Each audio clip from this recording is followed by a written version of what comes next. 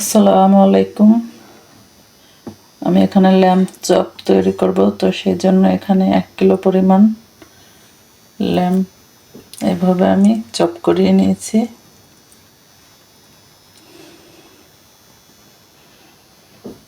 আমি একটু পাতলা করে এরকম পাতলা করে নিয়েছি, কেটে নিয়েছি।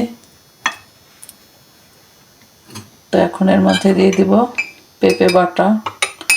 আমি কাঁচা পেঁপে বেটে নিয়েছি, তো পেঁপে বাটা দিয়ে দিব 2 চা চামচ।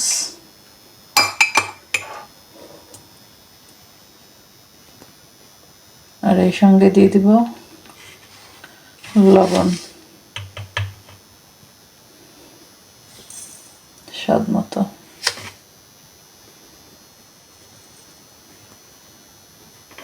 দিয়ে এটাকে মেখে 1 ঘন্টার জন্য রেখে দেব।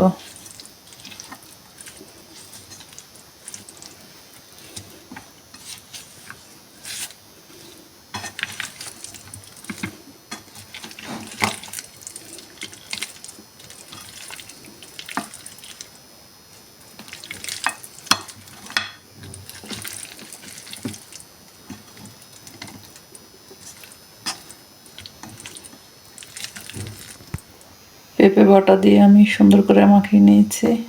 এখন এটাকে ঢেকে 1 ঘন্টার জন্য রেখে দেব।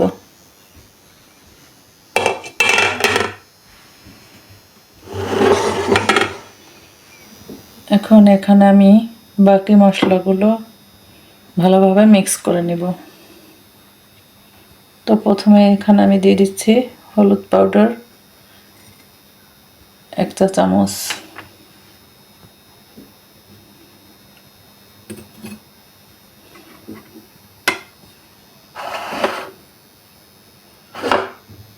আদা বাটা দিয়ে দেব 2 চা চামচ,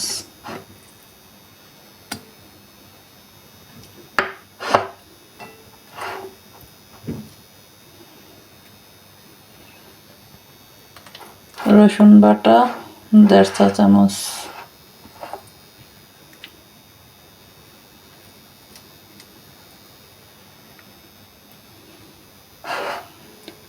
জিরা বাটা 1 চা চামচ,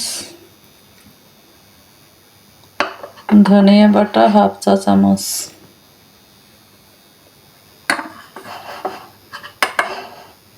মরিচ বাটা 1 চা চামচ,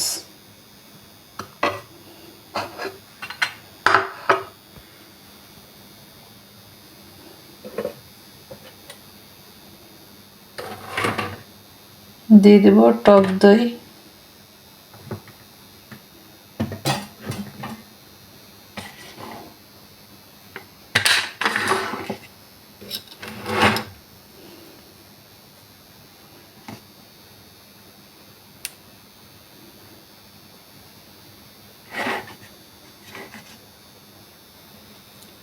দুই চা চামচ উঁচু করে।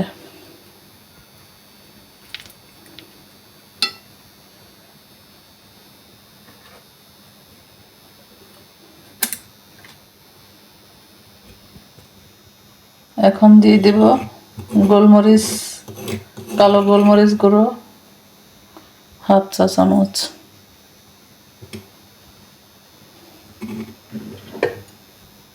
গরম মশলা পাউডার 2 চা চামচ,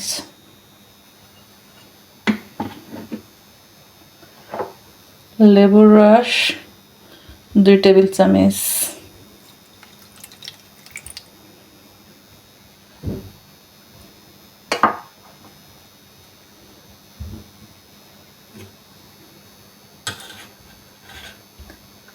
আমি এখানে পেঁয়াজের বেরেস্তা করে বেটে নিয়েছি, এটা দিয়ে দিলাম 1 চা চামচ উঁচু করে।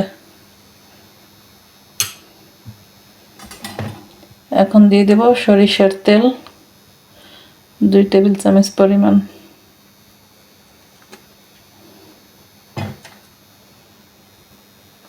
দিয়ে এখন এটাকে ভালোভাবে মিক্স করে নিব।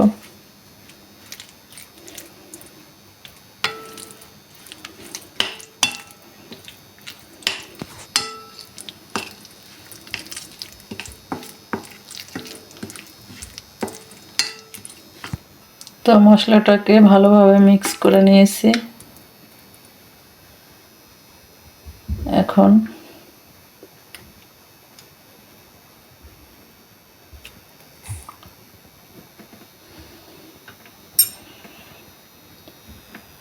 এই যে আমি যে ল্যাম্ব চপগুলো পেঁপে বাটা দিয়ে ম্যারিনেট করে রেখেছিলাম, এখন সবগুলো একটা একটা করে মশলার মধ্যে দিয়ে ভালোভাবে মাখিয়ে নিব।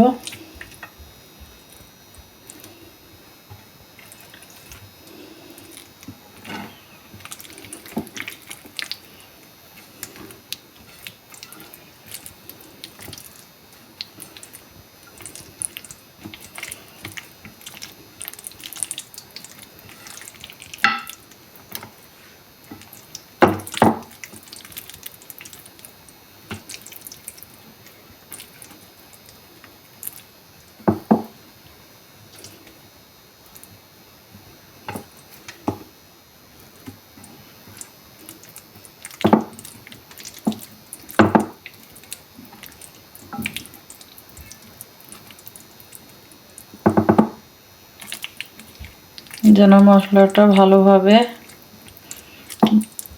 মাংসের গায়ে ঢুকে, তো সেই জন্য মশলাটাকে ভালোভাবে লাগিয়ে দিতে হবে।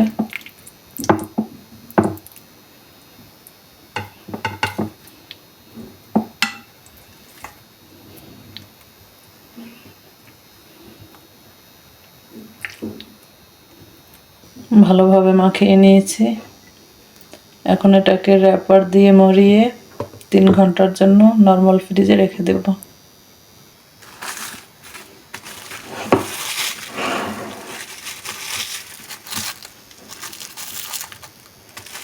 র্যাপার দিয়ে মুড়িয়ে নিয়েছি। এখন এটাকে 3 ঘন্টার জন্য নরমাল ফ্রিজে রেখে দেব। আপনারা চাইলে এটাকে সারা রাতের জন্য রেখে দিতে পারেন, এতে করে কাবাবটা আরও বেশি মজা হয়। তো হাতে সময় না থাকলে 3 ঘন্টা রাখলেও চলবে, আর হাতে যদি সময় থাকে তাহলে ইফতারের সময় বানাতে মন চাইলে সকালবেলা করেও রেখে দিতে পারেন, এতে করে রেজাল্টটা খুবই ভালো আসে। তো আমি এখন এটাকে নরমাল ফ্রিজে রেখে দেব। আমি এটাকে ফ্রিজ থেকে 20 মিনিট আগে বের করে রেখেছিলাম। তো এখন ভেজে নিব।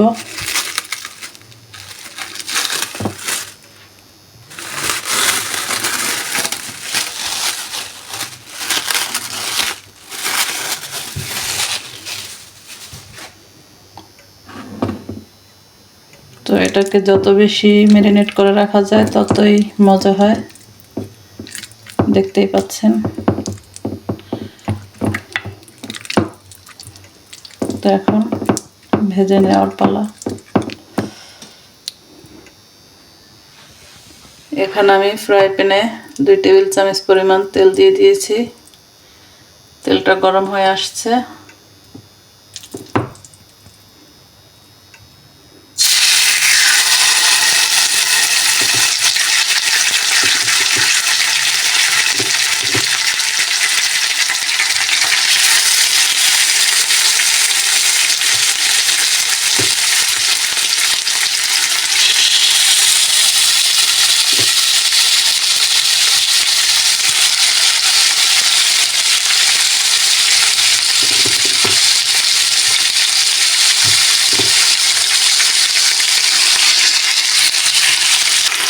এখন আমি একটু উল্টিয়ে দিব।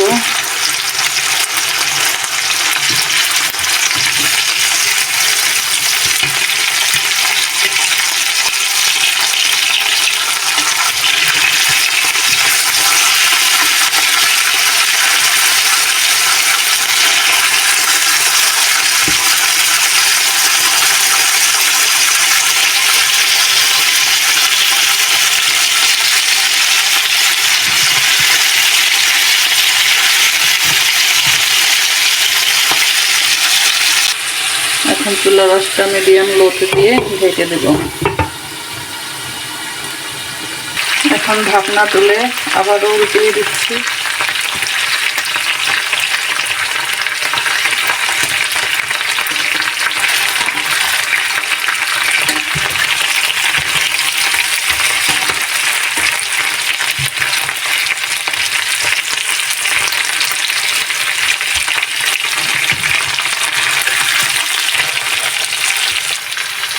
এখন উঠিয়ে নেব।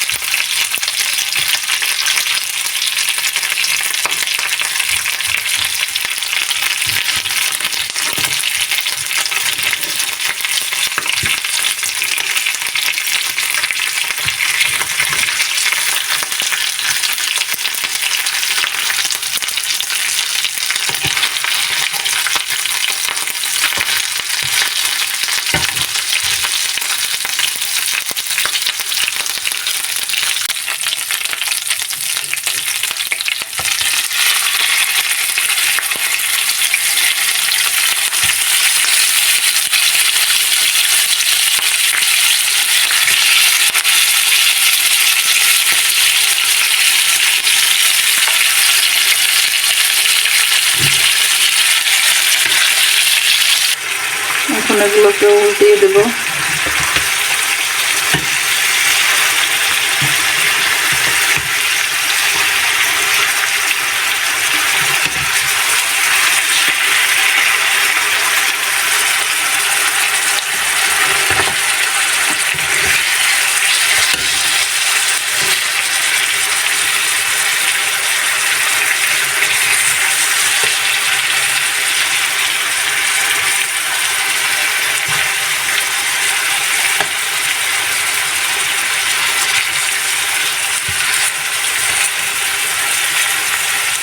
ঢেকে দিয়েছি এগুলোকেও। এগুলো ভাজা হয়ে গেছে, এখন এগুলোকে উঠিয়ে নিব।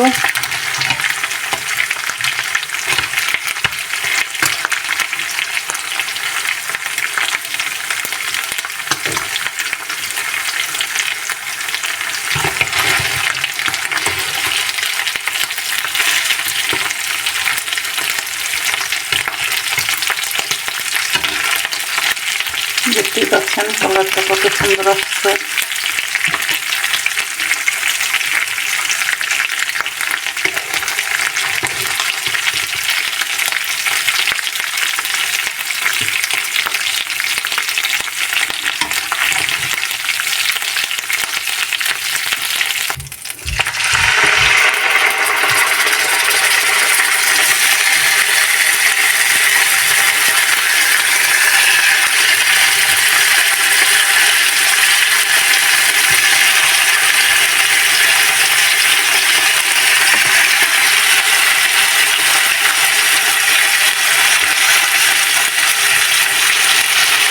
মিনিট পরে এখন এগুলোকে আবার উল্টিয়ে দিচ্ছি।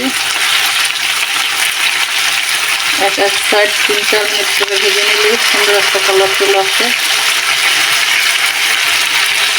এখন উল্টিয়ে এরপরে ঢেকে দিব।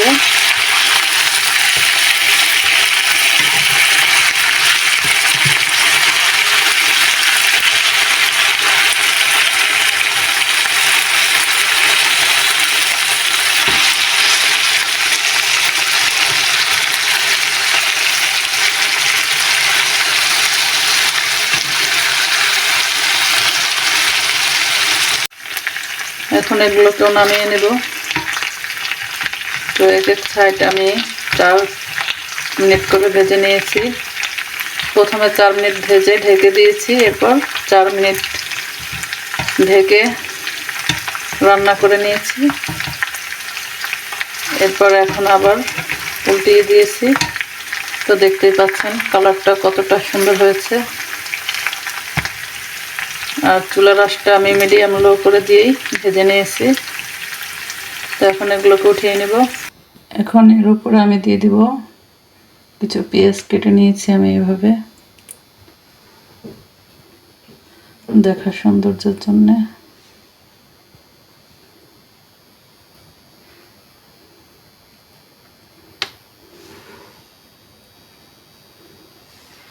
এইভাবে আপনারাও চাইলে ইফতারের সময় বানিয়ে নিতে পারেন।